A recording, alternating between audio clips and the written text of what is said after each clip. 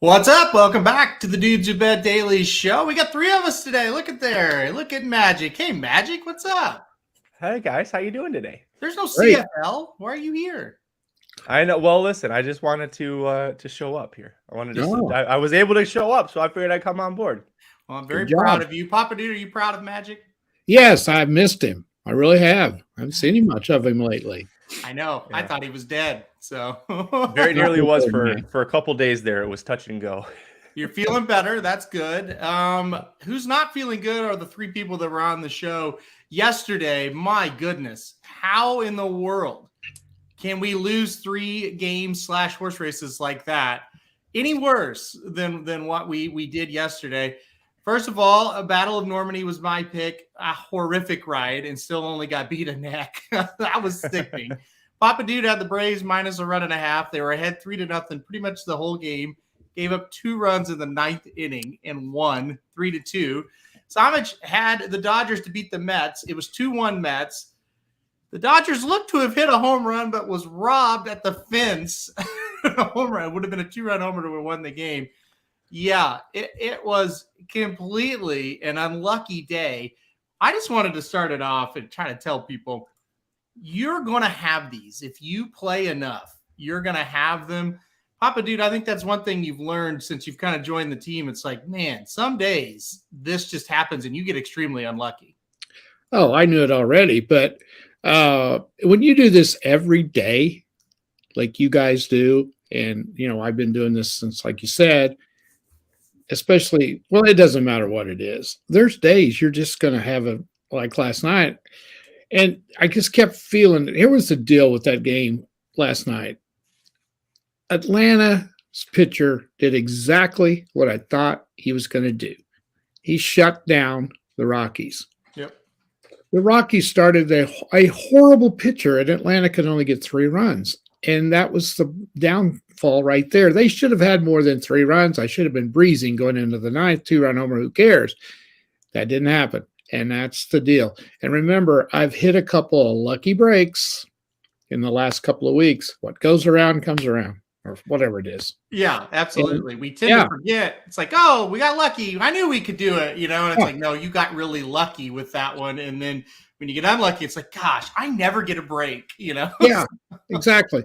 And the thing is, I don't feel too bad about it other than the fact I lost it right at the last because I'd bet it again today. No question about it. It wasn't just a wild bet. It was something I thought was going to happen.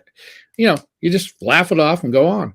I'll bring this one up one more time, the Saratoga race. It's so funny because I mentioned on the show the reason why this horse wasn't bet down tremendously on debut is Kendrick Carmouche was aboard for Shug McGahee on debut. That's not who usually Shug goes to for his better horses or his horses that are really live. It's usually Jose Ortiz. So I think that threw people off for the debut. Even though the horse was 3-1, the way he was working, he would have been bet down a lot more. Fast forward to the stakes, a little bit better competition. The ride's going to matter a little bit. I would say Shug this morning is like, what was I thinking? I mean, I'm sorry, but you watch that replay back and it's just like, what the hell are you doing? I mean, and no offense to anybody that picked the winner of the race, that horse ran huge. A great pick, great job. This is no shade towards you if you've picked the winner of that race at all. I would just like to have seen a little bit better trip and seen what would have happened. Maybe the 10 still would have won the race. Who knows? But anyway, let's get it over with. We're done with it, right, guys? We're moving on. Magic, I'm going to let you kick us off here. I'm just going to put this up on the screen because I did not write them out on the banner. So I'm just going to put the picks up on the screen as we talk. I'm going to let you kick us off. You're going to Del Mar today, the 4th race. Tell us why. Yeah, I almost didn't know if I could get away with this one because 9-5 morning line, but there's a Peter Miller horse in here that's 5-2 on the morning line that I think is going to keep this horse within playable. Listen, this is a maiden 50K claimer, won 6 furlongs at Del Mar, and these are mostly horses with turf experience that are in this race. And then the favorite is the one dirt horse. His 2 efforts at 6 furlongs with Ramon Vasquez aboard were pretty good. He stretched out to 6.5 furlongs, and the distance seemed like it was bothering him. That last race was just a complete scratch out. We're cutting back to 6 furlongs where it works. He's got a lot of early speed when you get to these low levels. You guys know this, but the faster you are at these low levels, the better chance you have of holding on and winning because they're all so bad. They don't like to pass. But really, you look at this and there's really nothing that stands out as a real threat to me on the dirt. The Peter Miller horse has got a lot of turf background. It feels like they're just kind of trying something here at the end of the meet. So yeah, I went with the 7. And Aaron, did you have the 7 on your as the top pick on the site? Yeah, the 7's my most likely winner of the day at Del Mar. Okay. So I really believe you're onto something here. And I think it's a situation. We talked about it I can't remember, last week we talked about it once or twice, where it's not that you love this horse and think this is a great horse. It's just you look at the rest of this field, there's not a lot there. And the 7 has definitely shown an affinity for the dirt and has been running decent against a little bit better horses. So yeah, I'm with you on this one. I think that's a really good play.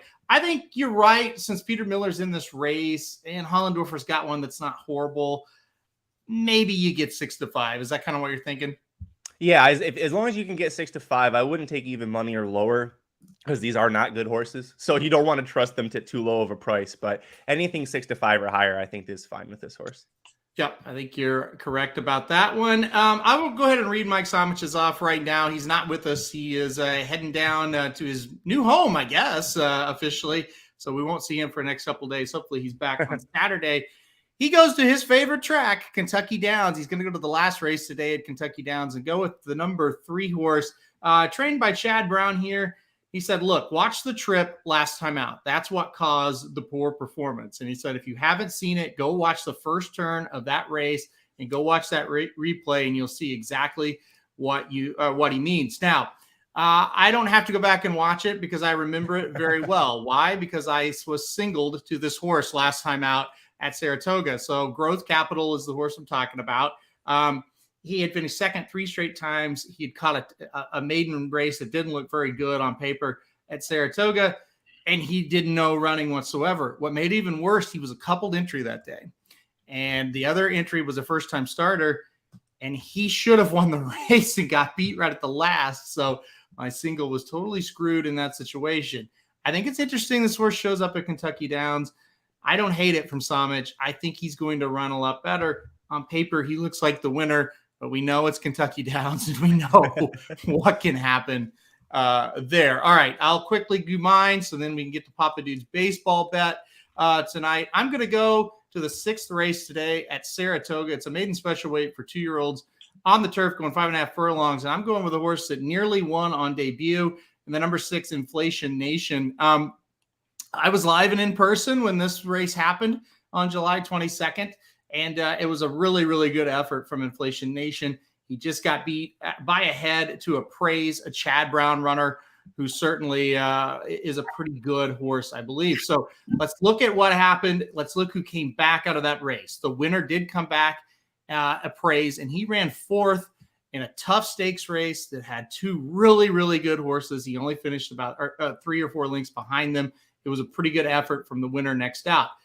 The 4th place runner in that maiden special weight race was Alexis Zorbra. He came back to finish 2nd last time out in a maiden special weight, was beaten by Battle of Normandy, a horse that should have won the stupid with anticipation yesterday.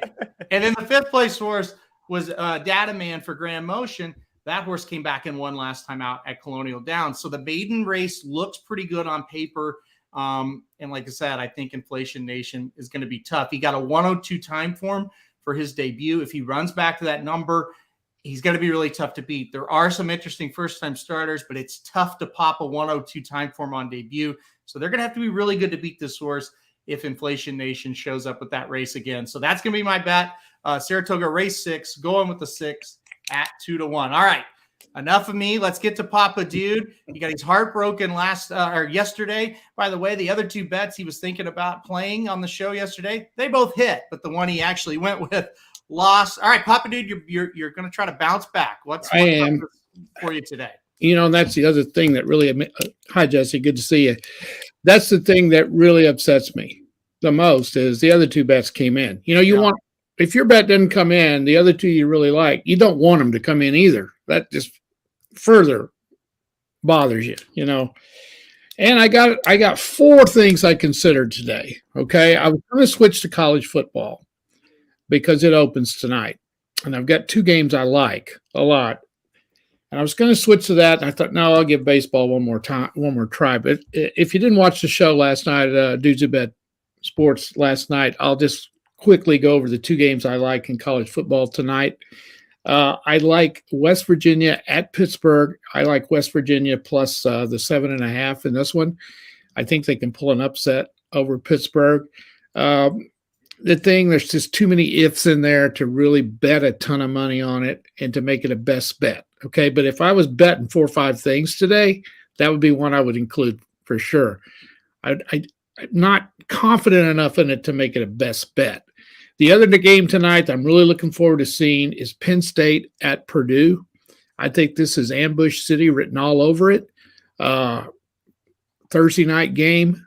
You know Purdue's going to be ready, playing a really good, a really big name opponent like Penn State, and Purdue is pretty good. They've got a great quarterback, a lot of people back, had a good year last year. Penn State's 3.5-point favorite. I like Purdue in this one. So those two college games I'm really looking forward to watching tonight. And now let's get to the baseball. There's two games again that stood out to me.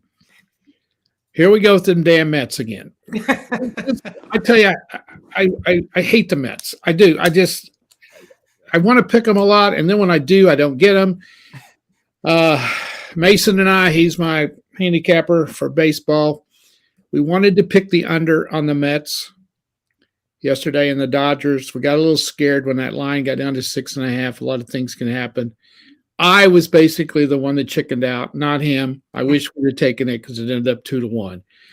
I looked at the game today,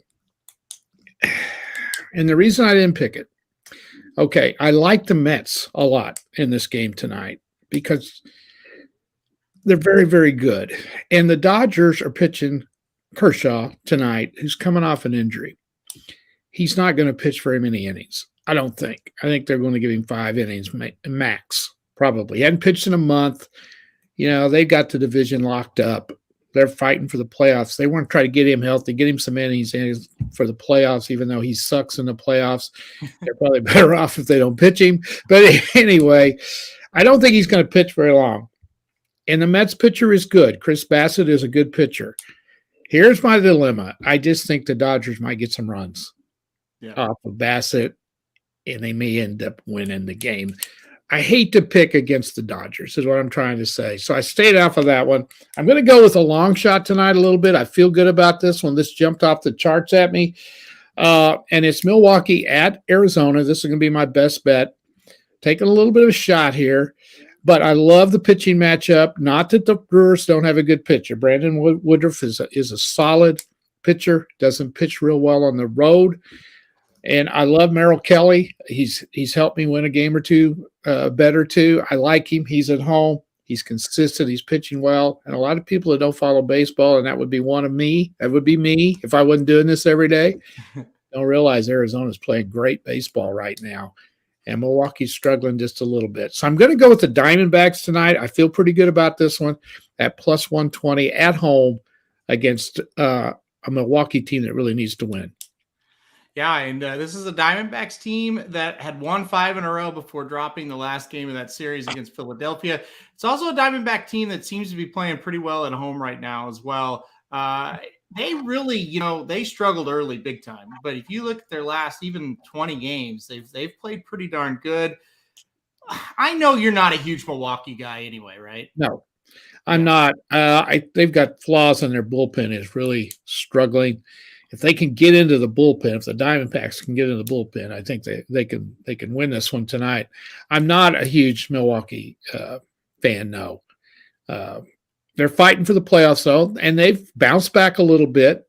I think they've won 4 out of 5, and they were really struggling. So they're showing some life, and that's a real battle for the wild card in the National League.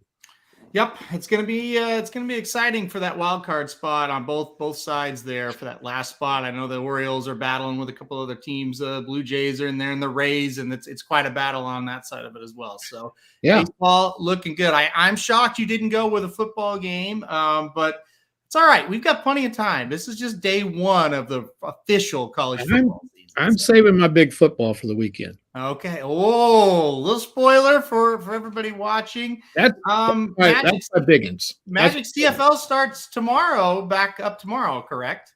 Yep. Yeah. Friday, Sunday, and Monday this weekend. It's a little weird. Okay. Will you be giving us a CFL pick tomorrow? Oh, absolutely. Yeah.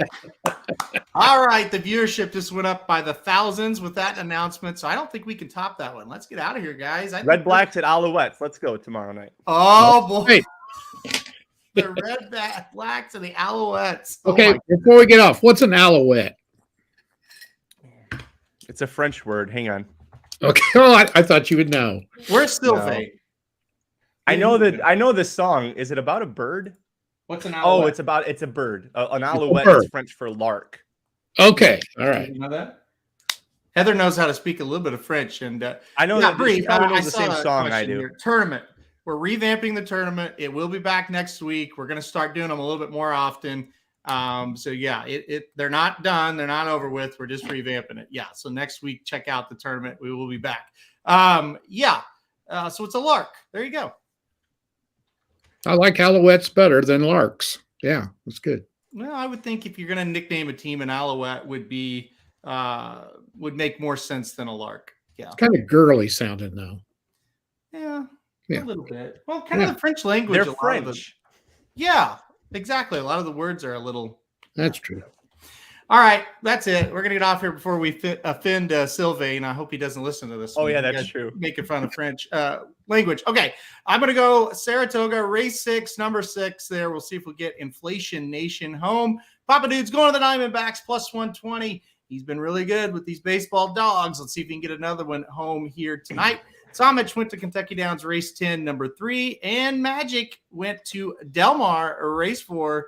Number 7. He's got the big guns out tonight, folks. So, all right, everybody. Thank you all for watching. We'll see you right back here tomorrow.